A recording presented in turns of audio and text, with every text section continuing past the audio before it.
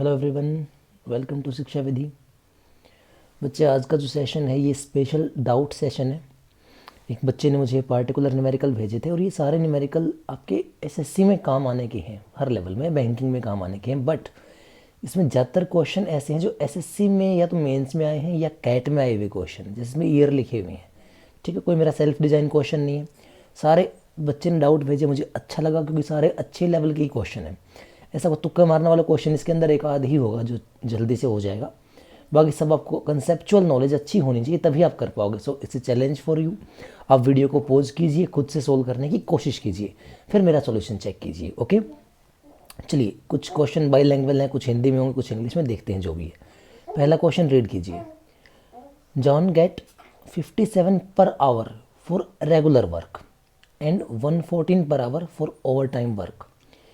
He works altogether 172 hours and his income for overtime is 15% of his income from regular hours. Then for how many hours did he work overtime?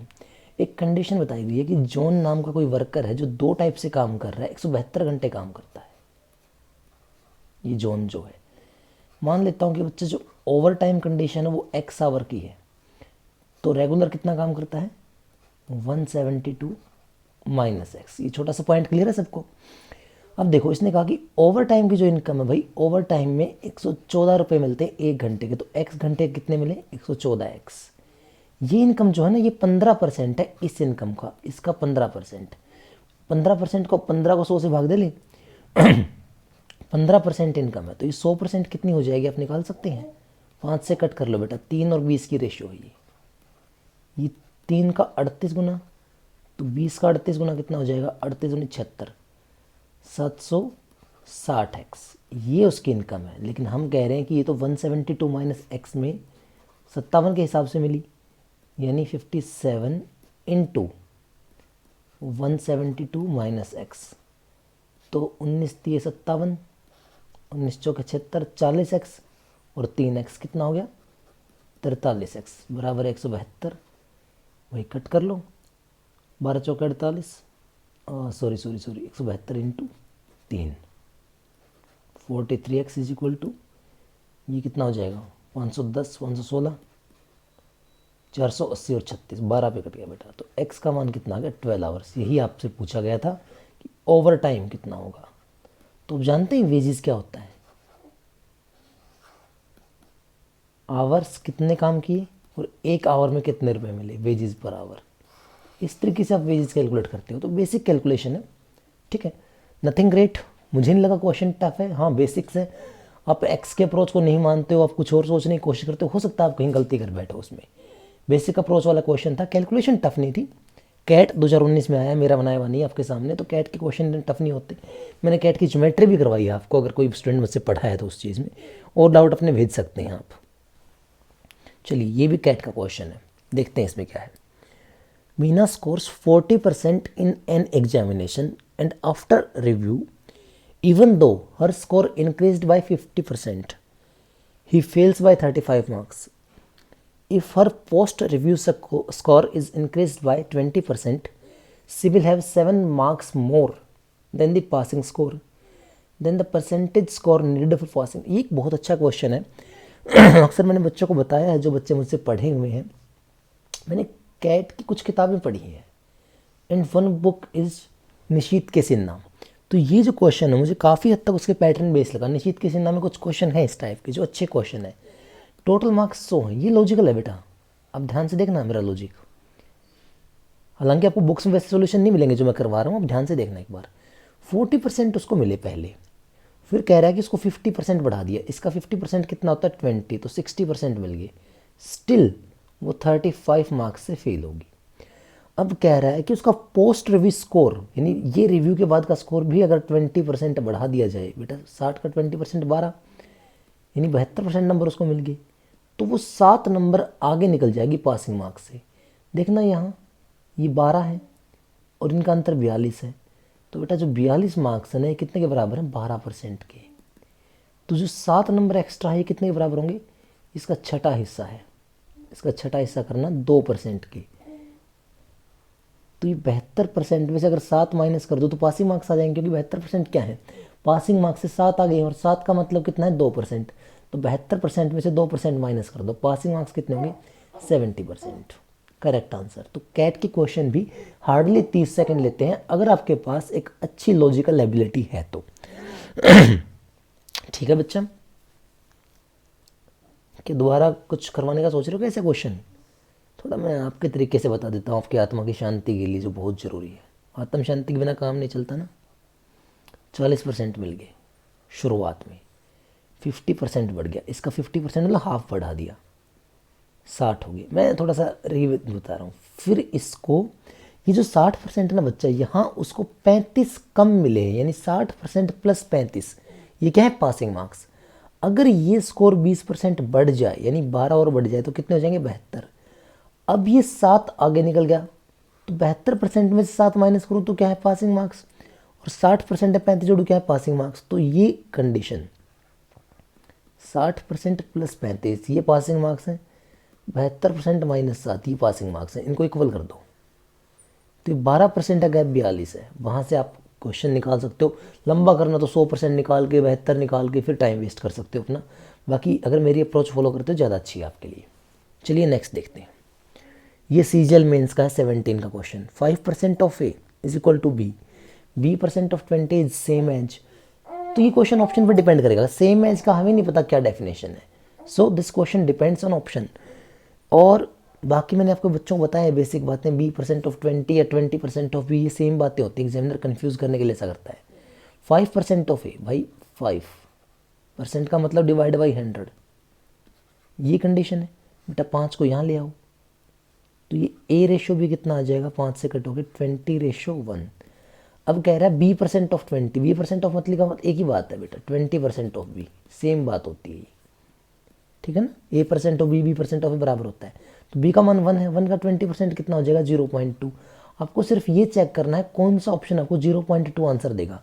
तो पहले option को देखता हूँ, 20% of a/2, ए कितना है 20, इसका 1/2 कितना है 10, 10 का 20% कितना होता है 0.2।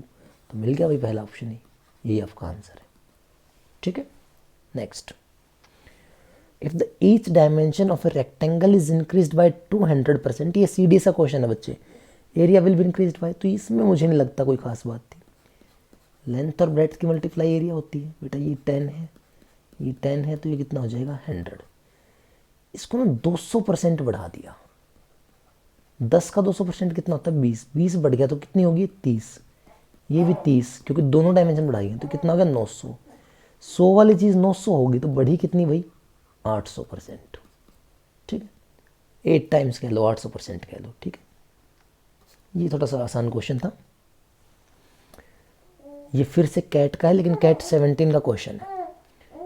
और थोड़ा सा इंग्लिश में मत देखना बच्चा इसको ना, इंग्लिश में ये जो स्टेटमेंट है जो आपको दिखाई दे रही है अधूरी है, कहीं ना कहीं कटी हुई है, तो इंग्लिश में मत देखना इसको, हिंदी में पढ़ लेना इस स्टेटमेंट को। अरुण की वर्तमान आयु वरुण की आयु का 40% है। भाई ये अरुण है, ये वरुण है। वरुण की आयु अगर 100% है तो अरुण की इसका 40% है, यानी ये 2:5 में है। अब कह रहा है कि कुछ वर्षों में, हमें नहीं पता कितने टाइम में, अरुण की उम्र वरुण की उम्र का आधी होगी, यानी ये 1 होगी तो ये कितनी होगी 2। तो इस टाइम में कितना % इंक्रीमेंट हुआ है वरुण की एज में। भाई पहले आप ये बताओ, एज का जो गैप होता है वो हमेशा बराबर होता है। अगर आपका भाई आपसे 3 साल बड़ा है तो वो सारी ज़िंदगी आपसे 3 साल बड़ा रहेगा। ऐसा नहीं कि 5 साल बाद वो आपसे 8 साल बड़ा हो जाएगा, ऐसा नहीं होता। तो ये एज यहाँ पे 3 के गैप में है और यहाँ पे 1 के गैप में है, तो ये काम नहीं चलने वाला। इनकी गैप से मल्टीप्लाई कर दो, यहाँ 1 से और यहाँ 3 से। अब रीराइट करो, 2:5, 3:6। तो बताओ वरुण की एज कितनी बढ़ी, 1 बढ़ी, कितने पे 5 पे, इंटू 100, कितना बढ़ गया बच्चा 20%। No big deal, 20% is answer. तो ये भी मुझे नहीं लगा कोई बहुत टफ क्वेश्चन था, इससे आसान क्वेश्चन था, हो जाना चाहिए था। हाँ इसकी तो स्टेटमेंट ही बहुत लंबी है, कहाँ है भाई IIFT 2015, ये तो कोई इंजीनियरिंग जैसे क्वेश्चन लग रहे हैं। चलो देखते हैं। सीमा ने ज्वाइन किया चेन्नई में, किसी बीटेक को कंप्लीट करने के बाद एक कंपनी ज्वाइन की उसने, और अपनी सेवा के पहले 3 महीनों में अपनी आय का 10% उसने सेव किया। उसके बाद उसने बचत को 50 रुपये बढ़ा दिया हर महीने। शुरुआती आय अगर 3,000 थी तो कुल बचत, ये यहाँ गलत है हिंदी में, कुल बचत 11,400 होने में कितना टाइम लेगी। देखो भाई, उसने शुरुआत की है 3,000 रुपये से और इसकी 10% उसकी सेविंग है। कितनी सेविंग है? 300। 3 महीने तक कितने रुपये बचा लिए? 900 रुपये। इसके बाद उसने क्या किया? हर महीने सेविंग 50 रुपये बढ़ा दी। मतलब इसके बाद क्या होगी? 350, 400, 450, यूं चलते चलते चलते चलते ये 900 भी जोड़ने हैं।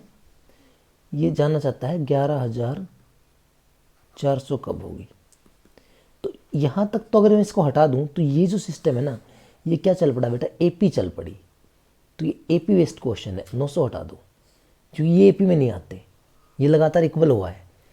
तो ये कितनी निकल गई? 10,500। ये सम पता करना है। 11,400 में से 900 माइनस करो, 10,500 का सम कितने बना? तो सम का फॉर्मूला एपी में क्या होता है? एपी में सम का फॉर्मूला होता है n/2 into 2a plus n-1 into D. मेरी नंबर सिस्टम की कोई वीडियो उठा के आप देख लेना, मैंने एपी का कंसेप्ट जरूर कराया है उसके अंदर। और मैं हमेशा मानता हूँ 10th क्लास में अगर एपी का चैप्टर है तो एपी इंपॉर्टेंट है। एन का मान मुझे नहीं पता बच्चे कितने महीने, ऑप्शन मेरे पास है नहीं। 2a पहली किस्त कितनी है? 350 से शुरुआत हुई है तो इसका डबल कितना हो गया? 700 प्लस में n-1। गैप कितना भाई? 50 का। तो जो 50 गैप है ना बच्चा, ये कॉमन ले लो, इसमें से हर जगह कट कर दो इस 50 से। 50 से कट करोगे 210, n/2। 50 से कट करोगे तो कितना हो जाएगा? 14।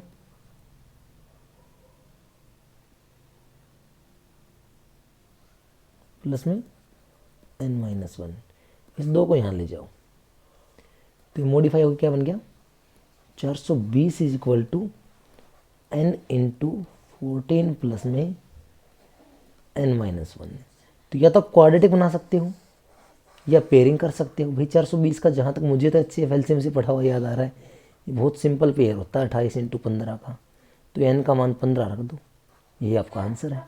15 रखते हो तो 15 माइनस 1 कितना हो गया? 14। 14 प्लस 14 28। तो 15 इंटू 28 कितना हो जाएगा? क्वाड्रेटिक में आपको पेयर ही तोड़ने होते हैं। तो n का मान मैंने 15 रखा, यानी कि ये जो सीक्वेंस चला ना बेटा, ये सीक्वेंस कितने महीने चला? 15 महीने। लेकिन उससे पहले उसने 3 महीने भी सेविंग की है, ये मत भूल जाना। तो n का मान अगर 15 महीने आया तो 3 महीने पहले सेविंग की। टोटल टाइम कितना लग गया? 18 महीने। आप यहाँ से क्वाड्रेटिक बना सकते थे, आप पेयरिंग कर सकते थे। मुझे पेयरिंग ज़्यादा अच्छी लगी, क्वाड्रेटिक के एंड में पेयर ही करना पड़ता है हमें। शैलेश हैदराबाद में किसी कंपनी में काम कर रहा है। कंपनी की पॉलिसी के अकॉर्डिंग शैलेश को 1 लाख रुपए की बिक्री तक 6% कमीशन मिलता है। 1 लाख से अधिक बिक्री करेगा तो 5% कमीशन मिलता है। अगर शैलेश ने अपनी कटौती के बाद कंपनी को 2,65,000 जमा करवाए हों तो उसकी कुल बिक्री, भाई ये ना अलग अलग कमीशन का चक्कर ही छोड़ दो। आप ये मानो कंपनी ना उसे हर जगह कितना कमीशन दे रही है? 5%। कंपनी की सेल्स 100 है, 5% कमीशन कंपनी ने उसे दिया तो कंपनी में डिपॉजिट कितनी होगी? 95% अमाउंट। इतना क्लियर है? अब मुझे ये बता दो, अगर कंपनी 6 की बजाय 5% कमीशन देगी पूरे अमाउंट पे, तो सीधी बात है ये 1% कंपनी का फायदा हो गया। इस 1 लाख तक ही तो 6% देना था, 1 लाख के बाद 5% तो दिया जाएगा ना। इसका मतलब अगर इस 1 लाख पे भी 5% दिया जाता तो कंपनी 1% बचा लेती। यहाँ पे 1 लाख का 1% कितना होता है? ये 1,000 रुपये बचा देती। तो कंपनी में 2,65,000 के बजाय 2,66,000 जमा हो जाते, यानी जो 95% जमा होने थे वो कितने हो गए? 2,66,000। ये थोड़ी सी एक जीरो एक्स्ट्रा लगी। नहीं, ठीक है ठीक है ठीक है ठीक। तो 1% का मान कितना हो गया? 2,66,000 बटे 95 इंटू 100। 5 से 20 पे, 5 से 19 पे, लास्ट में 4 है तो कोई अल्टरनेट है ही नहीं, 14 की टेबल होगी। और 14 में कितना होता है बच्चे? 28। 2,80,000 ये आपका करेक्ट आंसर हो जाएगा। ठीक है, अच्छा क्वेश्चन था। केमिस्ट ने सोल्व किया कि मेडिसिन को 40% डिस्काउंट फिर another piece of same medicine 60% discount. ठीक है ठीक है ठीक है ठीक है। इससे कुछ क्वेश्चन मुझे याद आया। पुनीता मैम ये आपका भेजा हुआ क्वेश्चन था स्पेशली, ध्यान है मुझे। चलिए इसको भी देखते हैं भाई। एक एमआरपी है, एक सीपी है, जरा ध्यान से देखना। दो मेडिसिन है सेम प्राइस की, तो एमआरपी 100 है, सीपी भी 100 है।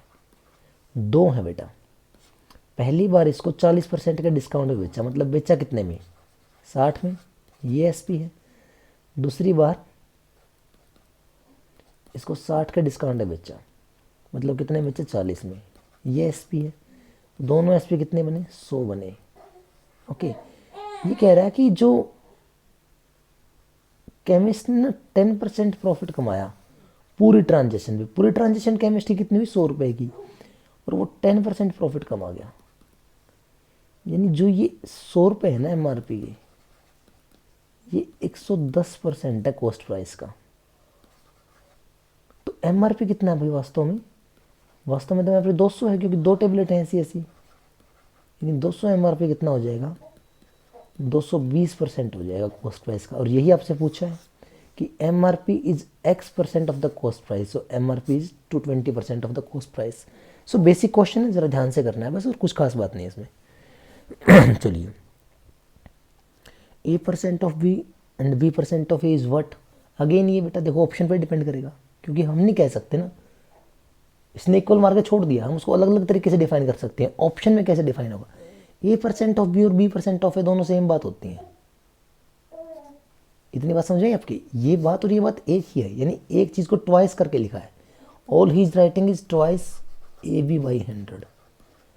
बस इतना देख लो बेटा, ये ऑप्शन कहाँ पे है? Twice AB/100। और ये ऑप्शन सिर्फ यहाँ पे है, 2AB/100 या 2AB/100। ये क्या है? 4AB/100 flop. 4AB नहीं हो सकता, 4AB नहीं हो सकता, क्योंकि इस टर्म का मतलब ही ये है। ठीक है ना?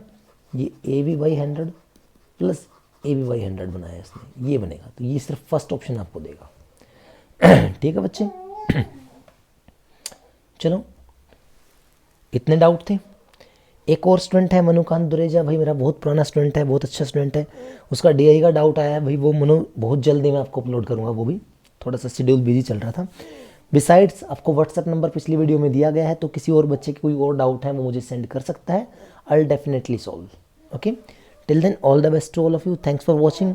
Don't forget to subscribe the channel, keep sharing. आपके लिए एक अच्छी न्यूज़ भी है कि अब इस चैनल पे बेसिक मैथ भी आपको सारा मिलेगा। सुरेंद्र सर आपको टोटल 11, 12, 10th, 9th जो बेसिक होता है, जिन बच्चों का बेसिक वीक है वो उसको देख के बहुत फ़ायदा उठा सकते हैं प्रूफ वाले मैथ का। तो वो आप शेयर करना, सब्सक्रिप्शन बढ़वाना maximum. Okay, all the best to all of you. Thanks for watching.